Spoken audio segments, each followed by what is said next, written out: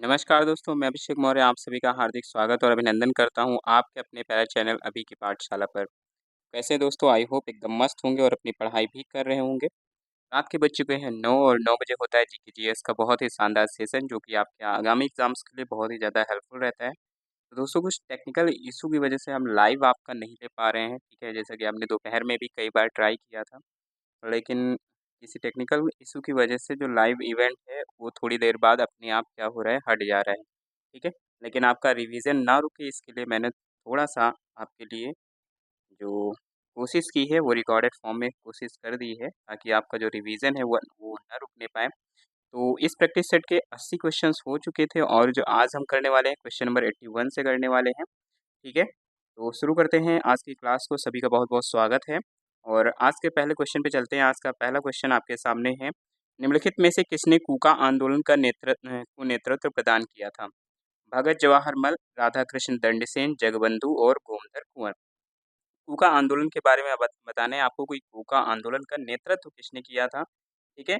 और ये बात में अगर देखा जाए तो शुरुआत में ये जो कूका आंदोलन था एक धार्मिक आंदोलन के रूप में हुआ था, लेकिन जल्दी ही क्या हुआ, राजनीतिक जो है आंदोलन में परिवर्तित हो गया था। इसकी शुरुआत की बात कर लें, जो कूका आंदोलन की शुरुआत हुई थी वो 1860 से लेकर 70 के दशक की है ये इसकी शुरुआत, ठीक है? और इसके आंदोलन की शुरुआत की बात कर लें तो ये सियान साहब के नाम से जाने जाते थे और इनका जो नाम था वो क्या था? भगत जवाहर मल, ठीक है? भगत जवाहर मल और इनको सियान साहिब के नाम से भी जानते हैं, ठीक है? और इनके जो शिष्य थे बालक सिंह, उन्होंने पश्चिम पंजाब में इसकी शुरुआत की थी। तो इन दोनों का नाम इसमें आता है, तो राइट आंसर हमारा क्या बनेगा? राइट आंसर हमारा ऑप्शन नंबर ए बन जाएगा। नेक्स्ट क्वेश्चन की तरफ चलते हैं। अगला क्वेश्चन क्या है, आइए देखते हैं। क्वेश्चन नंबर आपका नेक्स्ट है, द्वितीय कारखाना अधिनियम 1891 के संदर्भ में निम्नलिखित कथनों में से कौन-सा सही नहीं है? ठीक है? कौन-सा सही नहीं है वो आपको बताना है। राइट आंसर क्या बनेगा बताइए? क्वेश्चन नंबर 82 और 82 का आंसर आप सभी को करना है। तो आइए कथन की तरफ चलते हैं, देखते हैं कथन कौन-कौन से दे रखे हैं। तो पहला कथन है कि 7 वर्ष से कम आयु के बालकों का कारखानों में नियोजन प्रतिबंधित किया गया। श्रमिकों के लिए साप्ताहिक अवकाश की व्यवस्था की गई। स्त्रियों के लिए प्रतिदिन 11 घंटे कार्य सीमा निश्चित की गई और पुरुषों के लिए कार्य घंटों के लिए कोई सीमा तय नहीं की गई। ठीक है? ये क्वेश्चन एक बार मैं करा चुका हूँ, अगर आपको याद हो, ठीक है? तो एक बार ये मैं क्वेश्चन करा चुका हूँ। तो यहाँ पर बात हो रही है द्वितीय कारखाना अधिनियम की। तो द्वितीय कारखाना अधिनियम की बात कर लें, ये किसके समय में लाया गया था? तो इस टाइम पे जो गवर्नर जनरल हुआ करते थे लॉर्ड लैंसडाउन हुआ करते थे, ठीक है? लैंसडाउन उनका नाम था और यह अधिनियम वयस्क श्रमिकों के हितार्थ था और यह अधिनियम उन कारखानों पर लागू था जहां श्रमिकों की संख्या कम से कम कितनी थी? 50 थी, ठीक है? कितनी थी? 50 थी। तो आपको यहाँ पर बताना है कौन से जो है यहाँ पर कथन सही नहीं है, ठीक है? कौन से कथन सही नहीं है? तो यहाँ पर अगर बात कर लें, तो श्रमिकों के लिए साप्ताहिक अवकाश की व्यवस्था की गई थी इसमें, ये सही दे रखा है हमारा, ठीक है? एकदम सही, ये प्रावधान आपका द्वितीय कारखाना अधिनियम में मिलता है, ठीक है? स्त्रियों के लिए प्रतिदिन क्या किया गया? 11 घंटे कार्य सीमा निश्चित कर दी गई, इससे ज़्यादा आप उनसे कार्य नहीं ले सकते थे। पुरुषों के कार्य घंटों की इसमें कोई भी सीमा नहीं रखी गई। 7 वर्ष से कम आयु के बालकों को कारखानों में नियोजन प्रतिबंध किया गया, तो इसकी अगर बात कर लें, तो इसमें जो 7 वर्ष वाला था, ये अगर देखा जाए तो प्रथम कारखाना अधिनियम की बात है, ठीक है? द्वितीय कारखाना अधिनियम की बात कर लें, तो इसमें 9 वर्ष से कम आयु के बच्चों के लिए बोला गया था, ठीक है? कितने वर्ष? तो यहाँ पर 7 की जगह 9 वर्ष से कम आयु के बच्चों को बोला गया था और जब बात आएगी 7 से 12 साल के आयु वर्ष के जो बच्चे होते थे, ठीक है? उनका जो निषिद्ध की बात आएगी, तो वो पहला कारखाना अधिनियम होगा। ठीक है, तो यहाँ पर गलत पूछा गया है, गलत हमारा कौन-सा हो जाएगा? ऑप्शन नंबर ए हमारा इस क्वेश्चन का राइट आंसर बनेगा। नेक्स्ट क्वेश्चन की तरफ चलते हैं, क्वेश्चन नंबर आपका 83 है। तत्वबोधिनी सभा की स्थापना निम्नलिखित में से किसके द्वारा की गई थी? तो तत्वबोधिनी सभा की बात कर लें, इसकी स्थापना किसके द्वारा की गई थी? द्वारकानाथ टैगोर के द्वारा, रामचंद्र विद्यावागीश के द्वारा, देवेंद्र नाथ ठाकुर के द्वारा या फिर केशवचंद्र सेन के द्वारा। क्या बनेगा इसका राइट आंसर बताइए? तत्वबोधिनी सभा की बात कर लें, इसकी जो स्थापना हुई थी वो 6 अक्टूबर को हुई थी। 6 अक्टूबर और ईयर की बात कर लें तो 1839 को हुई हुई थी, ठीक है? और इसमें अगर बात कर लें इसकी स्थापना किसने किया था, तो इसकी जो स्थापना किया था देवेंद्र नाथ टैगोर ने किया था कलकत्ता में, ठीक है? कहाँ पर किया था? देवेंद्र नाथ टैगोर ने कलकत्ता में किया था। तो ऑप्शन नंबर सी की बात कर लें, ऑप्शन नंबर जो सी बनेगा, वो क्या बनेगा? इसका राइट आंसर बन जाएगा, ठीक है? यहाँ पर द्वारका नाथ टैगोर दिया है, तो द्वारका नाथ टैगोर जो है, इन्होंने बंगाल में 1838 में जमींदारी एसोसिएशन की स्थापना की थी। किसकी की थी? तो जमींदारी एसोसिएशन के लिए जाने जाते हैं द्वारकानंद आपके, ठीक है। चलिए अगले क्वेश्चन पे, अगले क्वेश्चन की तरफ चलते हैं। अगला क्वेश्चन क्या है आइए देखते हैं, क्वेश्चन नंबर 84, और 84 का राइट आंसर आप सभी को करना है। क्वेश्चन है कि कंपनी के अधीन गवर्नर जनरलों को उनके काल क्रमानुसार व्यवस्थित कीजिए तथा नीचे दिए गए कूट का प्रयोग करके सही उत्तर चुनना है। तो यहाँ पर कुछ गवर्नर जनरल दिए गए हैं और वो किस ईयर में रहे हैं गवर्नर जनरल, उसके हिसाब से आपको क्या करना है, मैच कराना है, ठीक है, उनका क्रम बताना है। तो Charles Metcalfe, Auckland, Hardinge first, Ellenborough. तो चलिए देखते हैं इनके ईयर के बारे में। तो चार्ल्स मेटकाफ की बात कर लें तो 1835-36 में ये गवर्नर जनरल थे, ठीक है। तो ये 1835 ईस्वी से 36 तक के हो जाएंगे, ठीक है, 1835 से 36। ऑकलैंड की बात कर लें तो ये 1836 में आते हैं, ठीक है, कब आते हैं, 1836 में आते हैं, उनके बाद यानी कि मेटकाफ के बाद यही आते हैं। उसके बाद अगर कर लें एलन बरो की, तो एलन बरो कब आते हैं, तो ये आपके आते हैं 1842 में। कब आते हैं, 1842 में ये आ जाते हैं। और अगर हम बात कर लें यहाँ पर हार्डिंग फर्स्ट की, तो हार्डिंग फर्स्ट आपके 1844 से 48 के बीच में आते हैं। कब आते हैं, 1844 से 48 के बीच में ये रहते हैं, ठीक है। तो इस तरह अगर हम क्रम देखेंगे, इसका क्रम क्या बनेगा, तो 1 2 4 3 बन जाएगा। क्या बनेगा, 1 2 4 3, यानी कि ऑप्शन नंबर सी इस क्वेश्चन का राइट आंसर बनेगा, ठीक है। क्या बनेगा, ऑप्शन नंबर सी इस क्वेश्चन का राइट आंसर बनेगा। हार्डिंग फर्स्ट की बात कर लें तो हार्डिंग फर्स्ट को कन्या भ्रूण हत्या के उन्मूलन के लिए जाना जाता है, ठीक है। इन्होंने काफ़ी कार्य किया था करना, जो कन्या जो भ्रूण हत्या है उसके निरोध में, ठीक है। चलते हैं अगले क्वेश्चन पे। अगला क्वेश्चन क्या है आइए देखते हैं, क्वेश्चन नंबर 85, और 85 का राइट आंसर आप सभी को करना है। क्वेश्चन क्या है, पिट्स इंडिया एक्ट 1784 के संदर्भ में निम्नलिखित कथनों पर विचार कीजिए। तो नीचे कुछ कथन दिए गए हैं और आपको बताना है इनमें से कौन सा सही है, ठीक है। पहला कथन है, कंपनी के व्यापारिक एवं राजनीतिक क्रियाकलापों को पृथक किया गया है इसमें पिट्स इंडिया एक्ट के द्वारा। मद्रास तथा बम्बई प्रेसिडेंसी को गवर्नर जनरल की परिषद के अधीन लाया गया। और तीसरा दे रखा है, इस एक्ट पर विवाद को लेकर लॉर्ड नॉर्थ और फॉक्स की सरकार ने क्या किया, त्यागपत्र दे दिया। तो कौन से कथन सही है वो आपको बताना है। पिट्स इंडिया एक्ट के बारे में बता दें तो रेगुलेटिंग एक्ट जो आया था उसी की कमियों को दूर करने के उद्देश्य से इस अधिनियम को क्या किया गया था, पारित किया गया था, ठीक है। और इस अधिनियम से संबंधित विधेयक ब्रिटेन के तत्कालीन प्रधानमंत्री पिट द यंगर ने संसद में प्रस्तुत किया और 1784 में ब्रिटिश संसद ने क्या किया, इसे पारित कर दिया गया। और इसमें बहुत सारे अगर देखा जाए तो उपबंध थे, ठीक है। इस उपबंधों में से अगर देखा जाए तो तीनों ही उपबंध इसमें शामिल होते हैं। एक तो कंपनी के व्यापारिक और राजनीतिक जो क्रियाकलाप हैं उनको क्या किया गया, अलग कर दिया गया। मद्रास और प्रेसिडेंसी को गवर्नर जनरल की परिषद के अधीन लाया गया। और इस एक्ट पर विवाद को लेकर लॉर्ड नॉर्थ और फॉक्स की सरकार ने क्या किया था, त्यागपत्र भी दे दिया था। तो इसकी बात कर लें तो तीनों ही यहाँ पर कथन सही हो जाएंगे। तो हमारा डी ऑप्शन इस क्वेश्चन का हो जाएगा। नेक्स्ट क्वेश्चन, क्वेश्चन नंबर आपका 86 है। डचों ने भारत में अपनी पहली फैक्ट्री निम्नलिखित में से किस स्थान पर स्थापित की थी, ठीक है। तो डचों ने अपनी पहली फैक्ट्री कहाँ पर स्थापित की थी वो आपको बताना है। इसका राइट आंसर क्या बन जाएगा, पेटापोली में, सूरत में, मुसलीपट्टनम में, या फिर त्रुपापयूलियर में। कहाँ पर बनाई बताइए। तो जब पुर्तगालियों का क्या हुआ, पतन हो गया, तो उसके पश्चात जो कौन आए थे, तो डचों ने उनका स्थान ग्रहण किया था। और अपने व्यापार और वाणिज्य को बढ़ाने के प्रयास में भारत आए डच ईस्ट इंडिया कंपनी का एक वाणिज्यिक उद्यम था, जिसे पूर्व की यात्रा करने के लिए क्या किया गया था, प्रवृत्त किया गया था, ठीक है। मार्च 1602 में अगर देखा जाए तो डच संसद द्वारा पारित घोषणा से संयुक्त डच कंपनी की स्थापना हुई थी, जिससे कई सारे स्वतंत्र और समृद्ध व्यापारी इसमें शामिल हुए थे, ठीक है। और इसकी अगर बात कर लेंगे, यहाँ पर जो पहला फैक्ट्री जो स्थापित करने की बात आएगी तो ये कहाँ पर स्थापित किया गया था, तो ये मसूलीपट्टनम में स्थापित किया गया था, ठीक है। कहाँ स्थापित किया गया, तो मसूलीपट्टनम में। और ईयर की बात कर लेगा तो ईयर कौन सा हो जाएगा, तो ईयर हमारा 1605 हो जाएगा, ठीक है। तो 1605 ईस्वी ईस्वी में अगर देखा जाए तो इसकी स्थापना हुई थी। नेक्स्ट क्वेश्चन की तरफ चलते हैं, क्वेश्चन नंबर 87, और इसका राइट आंसर क्या बनेगा आइए देखते हैं। निम्नलिखित में से किसने जलियांवाला बाग हत्याकांड के विरोध में अपनी नाइट की उपाधि वापस की थी। तो जलियांवाला बाग हत्याकांड के विरोध में नाइट की उपाधि आपको बताना है किसने यहाँ पर क्या की थी, वापस कर दी थी, ठीक है। राइट आंसर क्या बनेगा बताइए। तो इनकी बात कर लें तो ये कौन हो जाते हैं, जलियांवाला बाग वाले, तो ये हो जाते हैं रविन्द्रनाथ टैगोर। कौन हो जाते हैं, रविन्द्रनाथ टैगोर, जिन्होंने नाइटहुड की उपाधि जो है त्याग की थी, ठीक है। चलें अगले क्वेश्चन पे। अगला क्वेश्चन क्या है, तो नाइट कभी कभी नाइट करके दे देता है या फिर नाइट फूड, तो कन्फ्यूज़ मत होइएगा, दोनों सेम ही चीज़ें होती हैं। क्वेश्चन नंबर 88 और 88 का राइट आंसर आप सभी को बताना है यहाँ पर। निम्नलिखित युगों में से कौन-सा सही सुमेलित नहीं है, ठीक है? कौन-सा सही सुमेलित नहीं है वो आपको बताना है, इसका राइट आंसर क्या बन जाएगा? हैदराबाद के संस्थापक कैरा निजामुल मुल्क थे, कर्नाटक के मोहम्मद खां बंगस थे, अवध के सादत खां बुरहान मुल्क थे और बंगाल के मुर्शीद कुली खां थे। कौन-सा सही सुमेलित नहीं है वो आपको बताना है। राइट आंसर इसका क्या बनेगा बताइए? क्वेश्चन नंबर 88 और 88 का सही जवाब आप सभी को बताना है, ठीक है?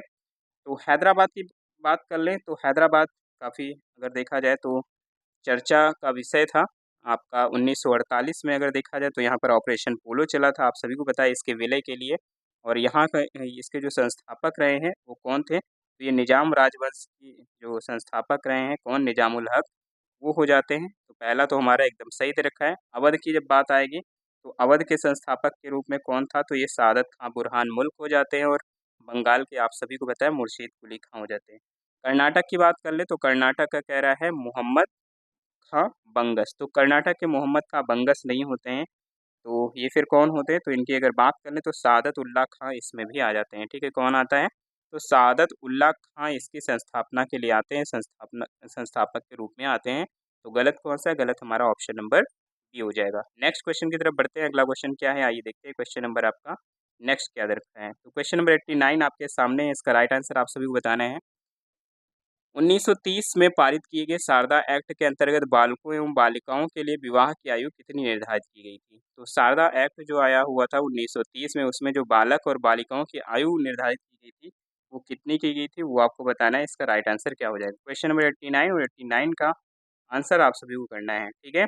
बालिकाओं के लिए 12 एवं बालकों के लिए 14 वर्ष, बालिकाओं के लिए 14 एवं बालकों के लिए 16 वर्ष, बालिकाओं के लिए 14 और बालकों के लिए 18 वर्ष या फिर बालिकाओं के लिए 16 वर्ष और बालकों के लिए 18 वर्ष। क्या बनेगा इसका राइट आंसर बताइए? तो शारदा एक्ट की बात कर लें तो शारदा एक्ट जो आया था इसके तहत जो बालिकाओं के लिए उम्र थी वो कितनी थी? 14 वर्ष थी और बालकों के लिए कितनी थी? 18 वर्ष, यानी कि ऑप्शन नंबर सी की बात कर लें। ऑप्शन नंबर सी इस क्वेश्चन का राइट आंसर बनेगा, ठीक है? इसके अलावा एक नेटिव मैरिज एक्ट आया था जिसमें बताया गया था कि जो 14 वर्ष की कम आयु की कन्याएँ हैं उनका विवाह वर्जित होगा, ठीक है? और यहाँ पर एक संपत्ति आयु अधिनियम भी आया था, जो कि उसके सुधार के लिए आया था नेटिव मैरिज एक्ट के, तो वो 12 वर्ष से कम आयु वाला था। तो यहाँ पर शारदा एक्ट की बात हो रही तो शारदा एक्ट में 14 वर्ष की से जो कम आयु की बालिकाएँ हैं उनके लिए निषेध था शादी। क्वेश्चन नंबर 90 सत्यशोधक समाज की स्थापना निम्नलिखित में से किसके द्वारा की गई थी? तो सत्यशोधक समाज की बात कर लें तो ईवी रामास्वामी स्वामी नायकर आते हैं इसके लिए, नारायण गुरु, डॉक्टर भीमराव अम्बेडकर जी या फिर ज्योतिबा फूले आते हैं। क्या बनेगा इसका राइट आंसर बताइए? तो सत्यशोधक समाज की स्थापना की जब बात आएगी तो 24 सितंबर 1873 में इसकी स्थापना हुई थी। कब हुई थी? तो 24 सितंबर 1873 में इसकी स्थापना हुई थी, ठीक है?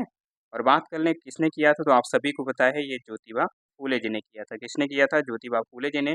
और ज्योतिबा फूले जी की अगर देखा जाए तो एक पुस्तक बहुत ही चर्चित है जिसका नाम है गुलामगिरी, ठीक है? क्या नाम है? गुलामगिरी एग्ज़ाम की दृष्टि से बहुत ही ज़्यादा इम्पोर्टेंट है क्योंकि अक्सर एग्ज़ाम में ये इनकी पुस्तक पूछी जाती है, तो इसको भी याद रखिए। अगला क्वेश्चन क्या है आइए देखते हैं, क्वेश्चन नंबर 19 है, निम्नलिखित में से किस देश ने महिला फीफा विश्व कप 2023 का खिताब जीता है? तो 2023 की बात कर ले तो ये खिताब किसने जीता था? तो ये खिताब जीता था स्पेन ने। किसने जीता था? तो स्पेन ने जीता था। और किसको हराकर जीता था? तो इंग्लैंड को हराकर जीता था। किसको हराकर? तो इंग्लैंड को हराकर ये जीता था, तो इसको याद रखिए, ठीक है? नेक्स्ट क्वेश्चन की तरफ बढ़ेंगे, अगला क्वेश्चन क्या है आइए देखते हैं, क्वेश्चन नंबर 92 है, हाल ही में भारतीय प्रधानमंत्री श्री नरेंद्र मोदी को निम्नलिखित में से किस द्वारा देश द्वारा जो है the grand cross of the order of honour से यहाँ पर सम्मानित किया गया था? तो क्या बनेगा इसका राइट आंसर बताइए? पापुआ न्यू गिनी हो जाएगा, फिजी हो जाएगा, बहरीन हो जाएगा या फिर ग्रीस हो जाएगा? तो नरेंद्र मोदी जी को देखा जाए तो बहुत सारे इधर अवार्ड मिले हैं कई सारे देशों के, जिसमें से सभी को लगभग आपको याद रखना है क्योंकि मोस्ट इंपॉर्टेंट क्वेश्चंस रहते हैं अगर देखा जाए तो ये अवार्ड जो रहते हैं, ठीक है? और इसकी अगर बात कर लें यहाँ पर जो आपका अवार्ड रहा है जो the grand cross of the order of honour, उसकी बात कर लें तो ये कहाँ का है? तो ये ग्रीस का अवार्ड था। कहाँ का था? तो ग्रीस का ये अवार्ड था। तो ऑप्शन नंबर डी की बात कर लें तो ऑप्शन नंबर डी इस क्वेश्चन का राइट आंसर बन जाएगा। क्लियर है? चलते हैं अगले क्वेश्चन की तरफ। अगला क्वेश्चन क्या है आइए देखते हैं। क्वेश्चन नंबर 93 है और इसका राइट आंसर आप सभी को बताना है। इसका राइट आंसर क्या हो जाएगा? निम्नलिखित युग्मों पर विचार कीजिए और कौन से सही सुमेलित हैं वो आपको बताना है। ठीक है, कौन सा सही सुमेलित है? G20 का 19वां शिखर सम्मेलन कह रहा है ब्राजील में, ब्रिक्स का 16वां शिखर सम्मेलन रूस में, एससीओ का 24वां शिखर सम्मेलन कजाकिस्तान और G7 का 50वां शिखर सम्मेलन कह रहा इटली में। क्या बनेगा इसका राइट आंसर बताइए। क्वेश्चन नंबर 93 और 93 का आप सभी को आंसर करना है। आप सभी को इसका राइट आंसर क्या हो जाएगा? ठीक है, इसका राइट आंसर आप सभी को बताना है। तो इसमें अगर बात कर लें तो सम्मेलन यहाँ पर जो दिए गए हैं, तो इसकी बात कर लें तो यहाँ पर जैसे G20 का 19वां शिखर सम्मेलन, इसकी मेज़बानी किस देश ने किया था? तो ब्राज़ील हो जाएगा इसके लिए। ब्रिक्स का 16वां जो शिखर सम्मेलन रूस हो जाएगा, ठीक है। एससीओ का 24वां जो शिखर सम्मेलन आपका कजाकिस्तान में हुआ था, ठीक है। और बात कर लें यहाँ पर G7 का जो 50वां शिखर सम्मेलन है, ये कहाँ पर होगा? तो ये आपका इटली में, ठीक है। कहाँ पर होगा? इटली में। तो यहाँ पर अगर देखा जाए तो सारे एकदम सही दे रखे हैं, ठीक है। तो कोई भी गलत नहीं है, यानी कि ऑप्शन नंबर डी क्या बनेगा इस क्वेश्चन का राइट आंसर बन जाएगा। नेक्स्ट क्वेश्चन है, हाल ही में निम्नलिखित में से किसे पाकिस्तान के कार्यवाहक प्रधानमंत्री के रूप में नियुक्त किया गया है? तो कार्यवाहक प्रधानमंत्री के रूप में किसे इसमें से नियुक्त किया गया था? तो इसमें अगर बात कर लें तो अनवर उल हक काकर थे। कौन थे? अनवर उल हक काकर थे, जिनको पाकिस्तान का कार्यवाहक प्रधानमंत्री कुछ दिन के लिए नियुक्त किया गया था, ठीक है। कुछ दिन के लिए उनको नियुक्त किया गया था, जो कि अगर देखा जाए चुनाव जब होने वाले थे पाकिस्तान में, तो उससे पहले क्या होता है कि कार्यवाहक जो प्रधानमंत्री है वो कुछ दिन के लिए बनाया जाता है, ताकि जो है जो चुनाव है वो निष्पक्ष ढंग से हो सके, ठीक है। तो उसी उद्देश्य से कार्यवाहक प्रधानमंत्री बनते हैं। तो ये बनाए गए थे अनवर उल हक काकर।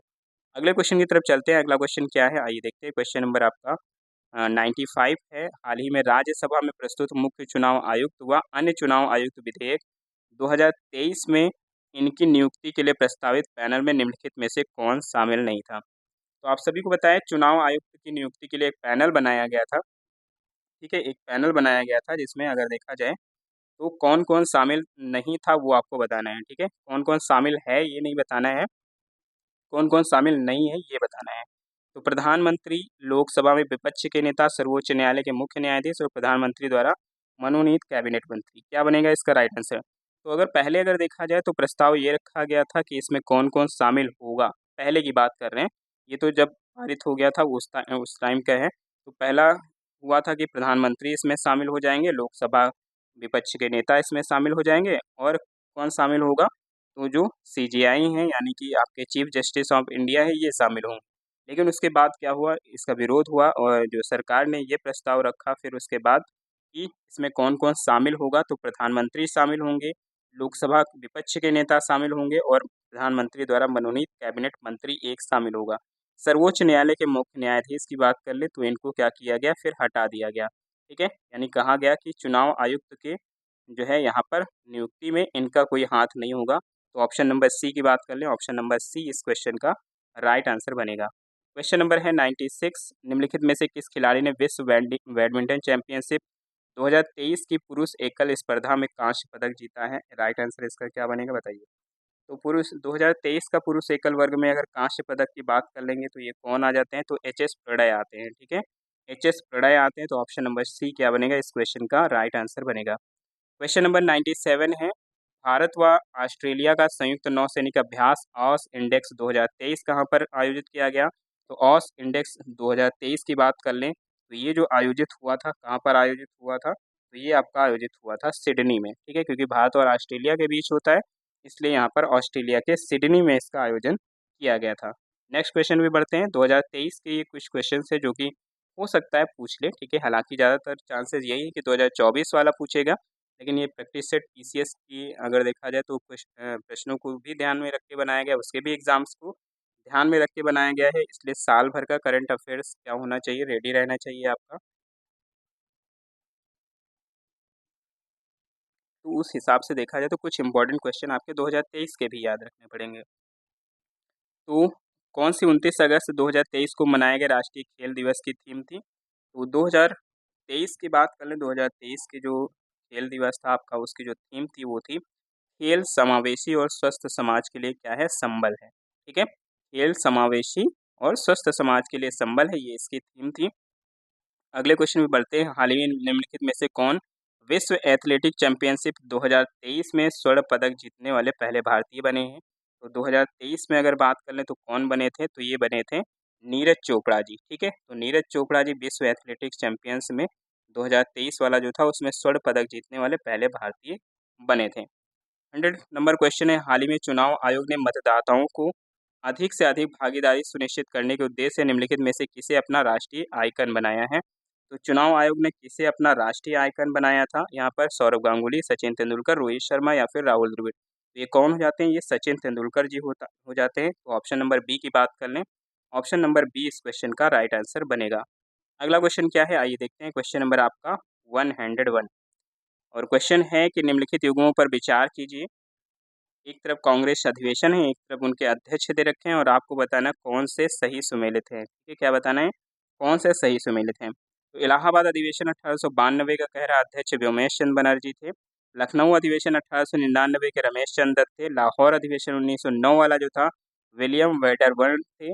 और कलकत्ता अधिवेशन 1928 वाले के जवाहरलाल नेहरू जी थे। कौन आपका सही है ये आपको बताना है। इसका राइट आंसर क्या हो जाएगा, इसका राइट आंसर क्या हो जाएगा।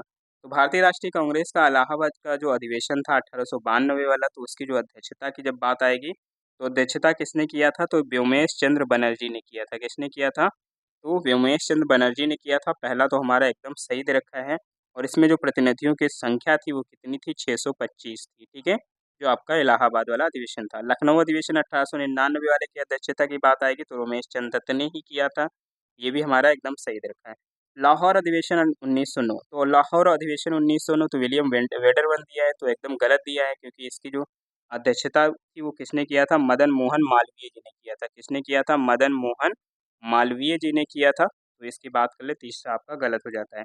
कलकत्ता अधिवेशन की 1928 वाला जो था वो कह रहा है कि जवाहरलाल नेहरू जी ने इसकी अध्यक्षता की थी। तो जवाहरलाल नेहरू जी ने इसकी अध्यक्षता नहीं की थी बल्कि मोतीलाल नेहरू जी ने किया था। किसने किया था, तो ये मोतीलाल नेहरू जी ने इसकी अध्यक्षता की थी। और यहीं पर अगर बात कर लें तो जो नेहरू रिपोर्ट है उसको जो है स्वीकार कर लिया गया था। ठीक है, तो तीसरा और चौथा हमारा गलत हो जाता है। सही वाला पूछा है तो सही वाला हमारा ऑप्शन नंबर ए हो जाएगा, केवल एक और दो। अगले क्वेश्चन पे बढ़ते हैं। क्वेश्चन नंबर आपका 102, निम्नलिखित में से कौन कांग्रेस अधिवेशन को संबोधित करने वाली कलकत्ता विश्वविद्यालय की पहली महिला स्नातक थी। तो पहली महिला स्नातक एक बार फिर से पूछा गया है। ये भी क्वेश्चन अगर देखा जाए तो रिपीटेड क्वेश्चन है, एक बार पहले भी इसको बता चुके हैं। ठीक है, अरुणा आसफ अली, उषा मेहता, लक्ष्मी सहगल। तो अरुणा आसफ अली जी की बात कर लें तो ये सभी जो बनी थी, आप सभी को पता है राजनीतिक कार्यकर्ता रही हैं ये। ठीक है, और भारतीय राष्ट्रीय जो ध्वज है उसको भी फहराया था ग्वालियर टैंक मैदान में। और भारत छोड़ो आंदोलन के दौरान ये काफ़ी सक्रिय रही थी। ये हो गई उषा मेहता जी, हो गई लक्ष्मी सहगल जी, हो गई। ये सभी अगर देखा जाए तो काफ़ी सक्रिय रही थी। और यहाँ पर जो स्नातक की बात आएगी, पहली महिला स्नातक जो जो है कलकत्ता विश्वविद्यालय की थी कांग्रेस अधिवेशन को संबोधित करने वाली। तो यहाँ पर अध्यक्षता नहीं, संबोधन की बात आएगी तो ऑप्शन नंबर सी क्या बनेगा, इसका राइट आंसर बन जाएगा। क्लियर है, चलिए अगले क्वेश्चन पे। क्वेश्चन नंबर आपका 103, निम्नलिखित में से किन समाचार पत्रों का संपादन लाला लाजपत राय ने किया था। तो कौन से समाचार पत्रों का संपादन लाला लाजपत राय ने किया था ये आपको बताना है। पंजाबी हो जाएगा, वंदे मातरम हो जाएगा, द पीपल हो जाएगा, सुधारक हो जाएगा। ठीक है, लाला लाजपत राय की बात करना है आपको, कौन कौन से समाचार पत्र इनमें से हो जाएंगे। तो लाला लाजपत राय की बात कर लें तो कौन कौन से समाचार पत्र होंगे, तो ये आपका एक तो पंजाबी हो जाएगा। ठीक है, पंजाबी हो जाएगा।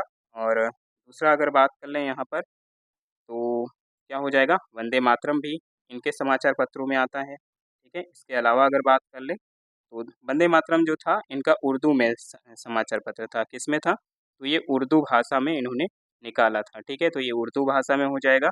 इसके अलावा पंजाबी तो पंजाबी में ही था।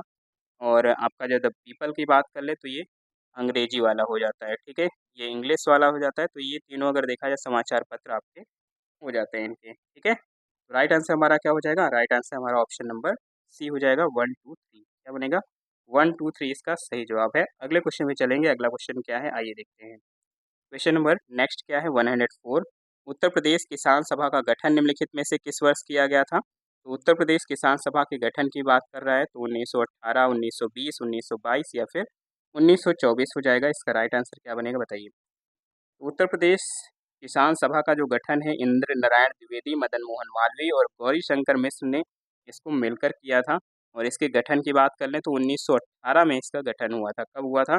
1918 में इसका गठन हुआ था। तो राइट आंसर हमारा क्या हो जाएगा? राइट आंसर हमारा ऑप्शन नंबर ए बनेगा।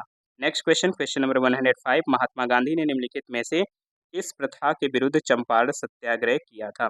तो किस प्रथा के विरुद्ध चंपारण जो सत्याग्रह था वो किया था महात्मा गांधी ने? जमींदारी प्रथा, तिनकठिया प्रथा, दुबला हाथ थाली प्रथा या फिर ददनी प्रथा? क्या बनेगा इसका राइट आंसर बताइए। तो चंपारण सत्याग्रह की बात आएगी तो गांधी जी ने सत्याग्रह का अपना जो पहला बेड़ा है इसका प्रयोग चंपारण में ही किया था। बिहार का चंपारण जिला 1917 में वहाँ के किसानों को तिनकठिया प्रथा से मुक्ति दिलाने के लिए, ठीक है, कौन सी प्रथा? तो तिनकठिया प्रथा से मुक्ति दिलाने के लिए 1917 में ये हो जाएगा। तो आंसर हमारा क्या बनेगा? आंसर हमारा ऑप्शन नंबर बी बन जाएगा। नेक्स्ट क्वेश्चन आपके सामने काफ़ी बार पूछा गया है, ठीक है। मैं एक ही ईश्वर को मानता हूँ जो सभी आत्माओं की एक आत्मा है और सबसे ऊपर है। मेरा ईश्वर दुखी मानो है, मेरा ईश्वर पीड़ित मानो है, मेरा ईश्वर हर जाति का निर्धन मनुष्य है। ऐसा कथन जो है वो किसका है? आरजी भंडारकर, महादेव गोविंद रानाडे, महात्मा गांधी या फिर स्वामी विवेकानंद जी? क्या बनेगा इसका राइट आंसर बताइए। क्वेश्चन नंबर 106 और इसका सही जवाब आप सभी को बताना है, ठीक है। तो ये जो कथन है ये किसका है? तो ये कथन है आपका स्वामी विवेकानंद जी का। किसका है? तो स्वामी विवेकानंद जी का है। तो ऑप्शन नंबर डी क्या बनेगा इस क्वेश्चन का राइट आंसर बन जाएगा, ठीक है। क्या बनेगा? ऑप्शन नंबर डी इस क्वेश्चन का राइट आंसर बनेगा। नेक्स्ट क्वेश्चन की तरफ चलते हैं। अगला क्वेश्चन क्या है आइए देखते हैं। क्वेश्चन नंबर आपका कौन सा है? 107। निम्नलिखित में से कौन सा अवध में हुए एका आंदोलन का उद्देश्य था? तो अवध में हुए एका आंदोलन का उद्देश्य आपको बताना है कौन सा था? ब्रिटिश सरकार का विरोध करना, लगान बढ़ोतरी बढ़ोतरी का विरोध करना, जमींदारी के अधिकारों की रक्षा या फिर जाति व्यवस्था का विरोध? क्या बनेगा इसका राइट आंसर बताइए। क्वेश्चन नंबर 107 और इसका आंसर आप सभी को करना है। इसका सही जवाब क्या हो जाएगा? तो इसके राइट आंसर की बात कर लें तो लगान बढ़ोतरी का विरोध करना, ठीक है। जो एका आंदोलन था उसका जो मुख्य विषय था वो क्या था कि जो लगान में क्या हुई थी? बढ़ोतरी हो गई थी, ठीक है। उसको लेकर यहाँ पर अगर देखा जाए तो विरोध दर्शाया गया था। और इसका बात कर लें तो इसका जो शुरुआत हुई थी नवंबर 1921 में हुई थी। कब हुई थी? नवंबर 1921 में लखनऊ के मलिहाबाद से शुरू हुआ था, जो कि बाद में फिर सीतापुर, हरदोई, बहराइच और बाराबंकी ये सब जगह पर क्या हुआ था? फैल गया था। अगला क्वेश्चन, क्वेश्चन नंबर 108, 1937 के प्रांतीय चुनाव में निम्नलिखित में से किन प्रांतों में कांग्रेस ने सरकार गठित की? तो कौन से प्रांतों में सरकार गठित गठित की थी 1937 में? मद्रास, संयुक्त प्रांत, पंजाब और बंगाल? इसकी बात कर लें आप सभी को पता है कांग्रेस ने पंजाब और बंगाल के क्षेत्र में जो सरकार थी वो उसका गठन नहीं कर पाई थी। बाकी मद्रास और संयुक्त प्रांत में इसका गठन हुआ था, यानी कि ऑप्शन नंबर ए की बात कर लें, ऑप्शन नंबर ए इस क्वेश्चन का राइट आंसर बन जाएगा, ठीक है। अंतिम प्रश्न, अंतिम के दो प्रश्न बचे हैं, ठीक है। और निम्नलिखित में से किसने अंजुमाने मुहिब्बाने वतन नामक संगठन की स्थापना की थी? तो अंजुमाने मुहिब्बाने वतन नामक जो संगठन की स्थापना है, सैयद अहमद खां हो जाते हैं, मोहम्मद इकबाल हो जाते हैं, सरदार अजीत सिंह हो जाते हैं या फिर सचिन नाथ सान्याल हो जाते हैं? क्या बनेगा इसका राइट आंसर बताइए। क्वेश्चन नंबर 109 और इसका आंसर आप सभी को करना है। तो अंजुमाने मुहिब्बाने वतन नामक जो संगठन है इसकी स्थापना किसने किया था? सरदार अजीत सिंह ने किया था। किसने किया था? सरदार अजीत सिंह ने किया था, ठीक है। इनके साथ इनके एक भाई भी थे, किशन सिंह नाम था उनका, ठीक है। तो इन्होंने अगर देखा जाए तो ये बाल गंगाधर तिलक से काफ़ी प्रभावित हुए थे और उसके बाद ही इस संगठन की स्थापना की थी। और आज का ये अंतिम प्रश्न रहेगा आपका, ठीक है।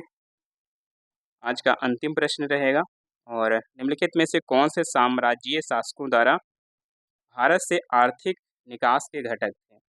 कंपनी के भागीदारों को लाभांश, अंग्रेज पदाधिकारियों की पेंशन एवं अन्य व्यय, विदेशी पूंजी निवेश पर ब्याज?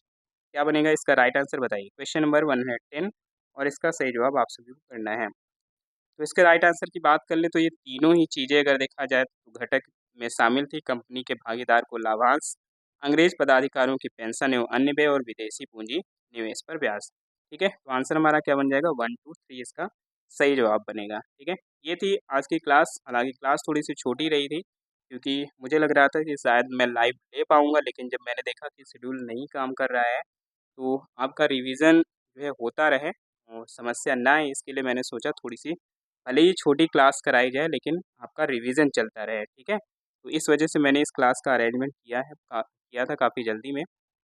बाकी जैसे ही ये जो इशू है समाप्त होता है तो हम आपके बीच लाइव आएंगे जैसे पहले आते थे, ठीक है। तो सभी का बहुत बहुत धन्यवाद। ऐसे ही पढ़ते रहिए, मस्त रहिए, अपना ख्याल रखिए।